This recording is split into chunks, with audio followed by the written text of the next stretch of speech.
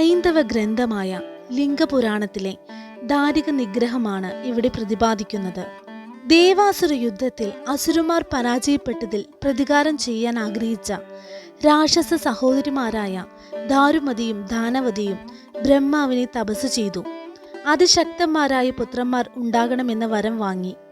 കാലക്രമേണ ദാരുമതിക്ക് ദാരികനെന്നും ദാനവതിക്ക് ദാനവനെന്നും പേരോടുകൂടിയ പുത്രന്മാരുണ്ടായി. ദാരികൻ അസുരന്മാരുടെ ചക്രവർത്തിയാകുകയും ദാനവൻ ദൈത്യസേനാ നായകനുമായി മാറി. ദാരികൻ എന്ന അസുര ചക്രവർത്തി ബ്രഹ്മാവിന്റെ കടുത്ത ഭക്തനായിരുന്നു.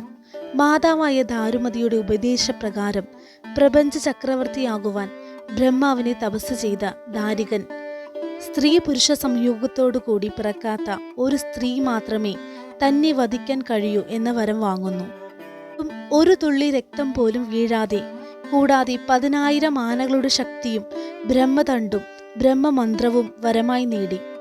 യുദ്ധത്തിൽ ഒരു തുള്ളി രക്തം താഴെ വീണാൽ അതിൽ നിന്നും 1000 ദാരികന്മാർ ജന്മമെടുക്കും എന്ന വരവും നേടി.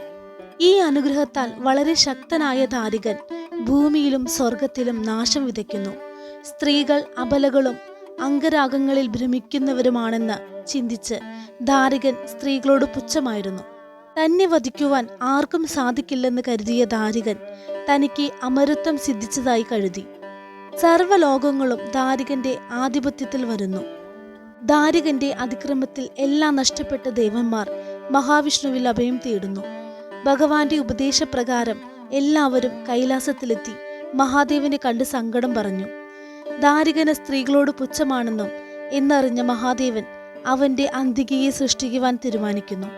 മഹാദേവന്റെ ഉപദേശപ്രകാരം ത്രിമൂർത്തികളുടെ 3 അംശങ്ങളും സുബ്രഹ്മണ്യൻ, ഇന്ദ്രൻ, വരുണൻ, യമൻ ഇവരുടെ 4 അംശങ്ങളും കൊണ്ട് ദൈവശക്തികളായ 6 സ്ത്രീകളെ സപ്തമാതൃക്കളെ സൃഷ്ടിക്കുന്നു. ബ്രഹ്മാവിൽ നിന്നും ബ്രാഹ്മി, വിഷ്ണുവിൽ നിന്നും വൈഷ്ണവി, മഹാദേവനിൽ നിന്നും മഹേശ്വരി, ഇന്ദ്രനിൽ നിന്നും ഇന്ദ്രാണി, വരാഹ ഭഗവാൻ, യമൻ, വരുണൻ തുടങ്ങിയവരുടെ ശക്തികൾ ചേർന്ന് വരാഹി, സുബ്രഹ്മണ്യനിൽ നിന്നും കൗമാരി എന്നിവരായിരുന്നു ആ 6 ദേവിമാർ. എന്നാൽ ദാരികനും 6 മാതാക്കളും തമ്മിൽ നടന്ന യുദ്ധത്തിൽ ദാരികനാണ് വിജയിച്ചത്. ദാരികന്റെ ഓരോ തുള്ളി രക്തത്തിൽ നിന്നും അനേകം ദാരികന്മാരുണ്ടായി വന്നു. ദാരികനെ നേരെ മാർഗം ഉപദേശിക്കുവാൻ മഹാദേവൻ നാരദരെ അയക്കുന്നു. എന്നാൽ ശിവദൂതനായ നാരദനെ ദാരികൻ രാജസഭയിൽ വെച്ച് വധിക്കാൻ ശ്രമിക്കുന്നു.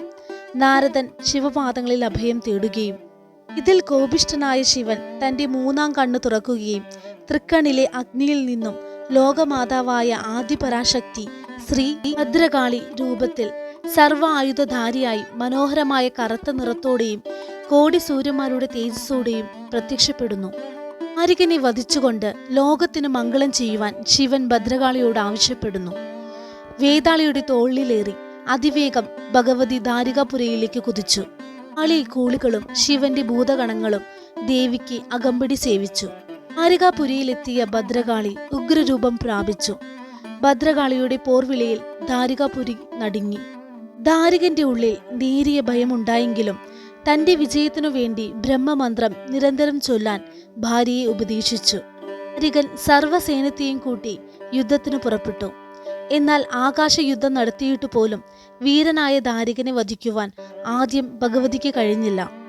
ഭദ്രയ്ക്ക് നേരിട്ട ഈ പ്രതിസന്ധിയെ മനസ്സിലാക്കിയ ശ്രീ പാർവതി ദേവി യുദ്ധക്കളത്തിൽ ദുർഗാരൂപത്തിൽ പ്രത്യക്ഷപ്പെട്ടു. തുടർന്ന് ദുർഗാ ഭഗവതി ദാരികനെ വധിക്കാനുള്ള രഹസ്യമായ ബ്രഹ്മമന്ത്രം ദാരികന്റെ ഭാര്യ മനോധരയിൽ നിന്നും മനസ്സിലാക്കി അത് കാളിക്ക് ഉപദേശിച്ച് വിജയാശംസകൾ നേരുന്നു. അതോടെ ഭദ്രകാളി പൂർവാധികം ശക്തിയോടെ പോർക്കളത്തിലെത്തുന്നു.